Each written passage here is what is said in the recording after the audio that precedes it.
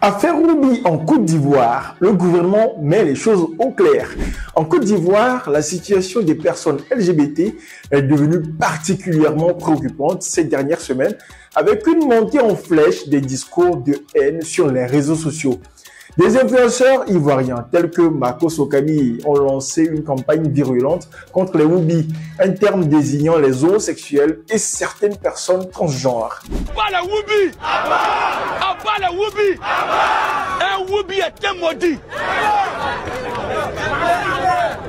Quand on va dire paix, la chasse est ouverte.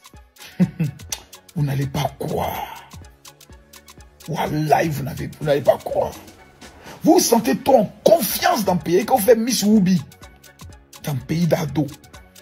Ces appels à la haine diffusés sur des plateformes comme TikTok ont non seulement attisé l'homophobie en ligne, mais ont également entraîné des agressions physiques et des menaces à l'encontre des associations qui œuvrent pour la protection des droits de cette communauté. La Côte d'Ivoire, contrairement à d'autres pays de la région, n'a pas de loi spécifique pénalisant les relations homosexuelles. Cependant, ce vide juridique place la communauté LGBT dans une position vulnérable. Bien que l'homosexualité ne soit pas interdite, les discours de haine et les violences continuent d'exposer les personnes LGBT à des agressions et aucune loi ne protège directement leurs droits.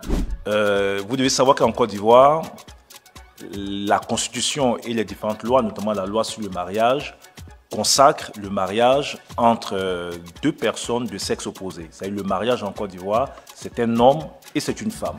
Ça, c'est consacré dans notre constitution et dans notre loi. Il se trouve qu'il y a eu un communiqué presse donc, qui a été diffusé avec des erreurs, qui faisait référence à un certain article donc, du Code pénal qui parlait d'orientation sexuelle. L'article visé par ce communiqué qui a été publié, en réalité, ne parle pas d'orientation sexuelle.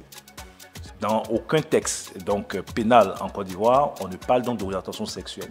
Au Togo, la situation des personnes LGBT est encore plus difficile. Les lois contre les comportements jugés contraires aux bonnes mœurs sont appliquées avec sévérité, comme en témoigne l'affaire de Bobo Perita.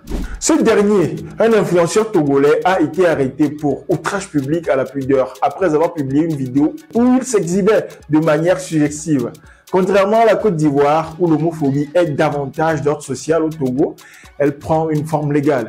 L'homosexualité y est directement criminalisée et les personnes LGBT peuvent faire face à des peines sévères si elles expriment ouvertement leur orientation.